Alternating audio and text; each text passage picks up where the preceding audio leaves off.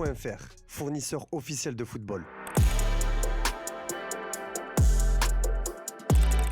Salut tout le monde et bienvenue dans ce nouveau JT Foot Mercato. On commence avec le dernier rescapé français de cette Ligue des Champions, le Paris Saint-Germain. Qualifié dans la douleur hier soir face à Monaco, les hommes de Luis Enrique seront au rendez-vous des huitièmes de finale et affronteront soit le FC Barcelone, soit Chelsea. Et avant le tirage au sort prévu demain, les réactions sont déjà nombreuses. En Espagne, la presse s'enflamme avant de possibles retrouvailles entre Coulés et Parisiens. Une affiche qui est une sorte de classique en Europe ces dernières années. La Cadena Ser parle déjà d'une revanche tandis que Marca est impatient mais s'inquiète. Ce sera soit le PSG tenant du titre, soit Newcastle. Ce sont deux adversaires bien connus des tours préliminaires qui ont déjà donné du fil à retordre au Barça. En Angleterre, le PSG fait aussi parler.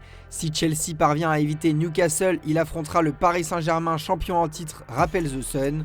De son côté, l'Evening Standard a également abordé ce choc. Chelsea, qui n'a pas atteint les quarts de finale de la Ligue des Champions depuis 2022-2023, pourrait avoir fort à faire face au PSG tenant du titre. Prêt à en découdre, le PSG attend de savoir qui croisera sa route. Interrogé sur le sujet en conférence de presse d'après-match, Luis Enrique n'a pas de préférence. Aucun des deux matchs ne sera facile, comme cela ne dépend pas de moi, je m'adapterai à toutes les situations. Ce sont deux équipes incroyables. Réponse demain aux alentours de midi.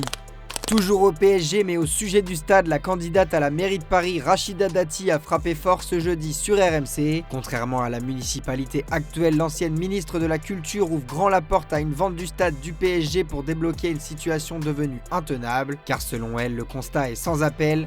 Le Parc des Princes doit se refaire une beauté. Selon ses dires, l'enceinte réclame au moins 100 millions d'euros de travaux immédiats. Une ardoise que la ville de Paris ne peut plus assumer seule alors que le PSG refuse logiquement d'investir massivement dans un stade dont il n'est pas propriétaire. Le message envoyé à Nasser Al-Khelaifi est clair. Si elle emporte la mairie de Paris, le dialogue reprendra. Nous entamerons des négociations pour la vente du Parc des Princes au PSG parce que moi je souhaite que ce club reste à Paris, a affirmé la candidate. Pour le club de la capitale qui patiente entre projets de nouveaux stades en banlieue et rénovation impossible, cette annonce pourrait bien rebattre les cartes de la future enceinte parisienne.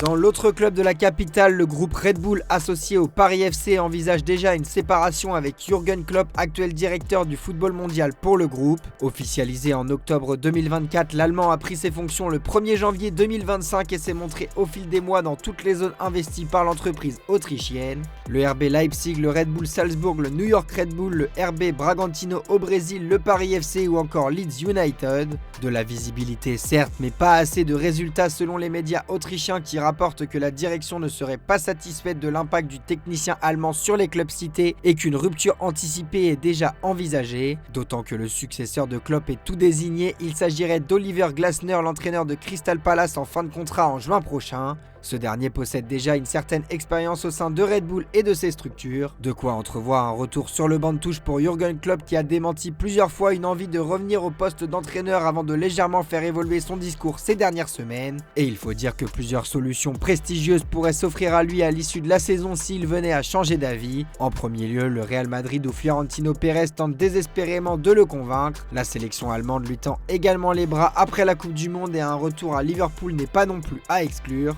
Nul doute que ce ne sont pas les propositions qui manqueront à Jürgen Klopp s'il devait quitter Red Bull plus tôt que prévu. Un petit mot sur Paul Pogba à présent.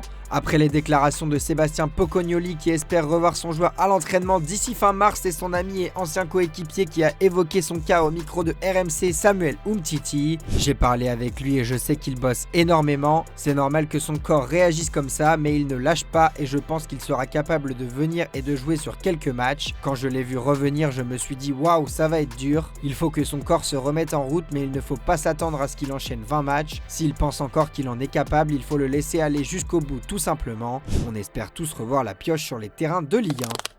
On file à l'étranger désormais après la qualification du Real Madrid grâce à son succès 2-1 face à Benfica, marqué par un acte antisémite d'un supporter madrilène dans les tribunes, alors même que le stade déployait un tifo non au racisme en référence aux événements du match aller. La Casablanca a publié un communiqué. Dans celui-ci, le club annonce avoir engagé une procédure immédiate d'expulsion à l'encontre du membre qui a été filmé par les caméras de télévision en train de faire le salut nazi dans la zone où se trouve la tribune des supporters, et l'homme a été immédiatement expulsé du stade. Enfin, le club rappelle également qu'il condamne ce type de gestes et d'expressions qui incitent à la violence et à la haine dans le sport et dans la société.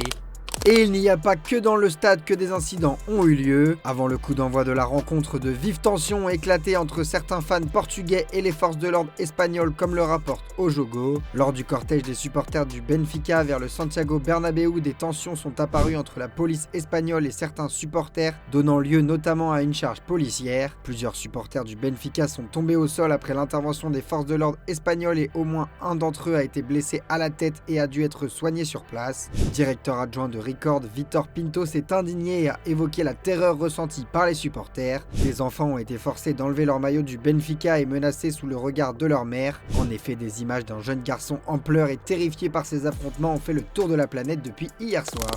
Absent de cette rencontre, Kylian Mbappé fait tout autant parler de lui dans la presse que Vinicius, et pour cause, les nouvelles concernant l'attaquant français ne sont pas rassurantes. Après la qualification, son entraîneur Álvaro Arbeloa s'est montré bavard au sujet du français et de son indisponibilité. Je vous laisse écouter. No, bueno, pues ayer se tuvo que salir del entrenamiento y es verdad que otros días ha sentido molestias y hemos decidido jugar y después del entrenamiento de ayer pues yo creo que hablamos con los médicos, hablé con él y creíamos que lo mejor era que parase, que se recuperase al 100%, que volviese en un estado de forma, de confianza y sin molestias para todo lo que viene, que evidentemente es muy importante. Y a partir de ahora pues esperar, ¿no? Vamos a ver si es cuestión de días, esperemos que no se alargue muchísimo, pero el tiempo que haga falta para que Mbappé recupere pues esa confianza y desaparezcan las molestias. Dans l'autre club de Madrid, c'est un autre Français qui fait parler de lui, en l'occurrence Antoine Griezmann. Comme évoqué, le meilleur buteur de l'Atlético est dans le viseur d'Orlando. Et ce jeudi, le média espagnol Cadena Cope en dit plus sur l'avenir du Français. Ce qu'on me dit, c'est que Griezmann est prêt à partir maintenant. C'est ce que m'ont dit deux personnes en qui j'ai toute confiance et c'est pourquoi je vous en parle. Je vous dis que les chances qu'il parte pendant ce mercato qui est encore ouvert en MLS sont beaucoup plus élevées qu'il n'y paraît, a déclaré le journaliste vedette de l'émission Manu Carreño. Et ce n'est pas tout, le planning des adieux de Griezmann à l'Atlético aurait déjà été élaboré. Ainsi, le champion du monde 2018 jouerait le match de Liga contre Oviedo ce week-end, la demi-finale retour de Coupe du Roi contre le Barça dans une semaine avant de disputer son tout dernier match avec l'Atlético le 7 mars face à la Real Sociedad. Un match qui serait chargé en symbole puisque Griezmann jouerait alors son dernier match avec son club de toujours face à celui qui a lancé sa carrière en Espagne. Au rayon des officiels à présent, Cristiano Ronaldo est devenu actionnaire du club espagnol d'Almeria dont il détient désormais 25% des parts vers sa filiale CR7 Sport Investment. Une nouvelle annoncée dans un communiqué de presse relayé sur les réseaux sociaux du club. En France, le RC Lens a prolongé son milieu de terrain monténégrin Andrija Bulatovic de 2 saisons supplémentaires. Le club a annoncé dans une vidéo originale sur le thème de Cars que le numéro 14 artésien est désormais lié au club jusqu'en 2030. Annoncé partant, Denis Bouanga prolonge finalement au Los Angeles FC. Très courtisé, celui qui a inscrit 105 buts en 155 matchs avec le club américain a décidé de prolonger jusqu'en 2028 avec une année supplémentaire en option, malgré les intérêts de Fluminense et de l'Inter Miami de Lionel Messi notamment.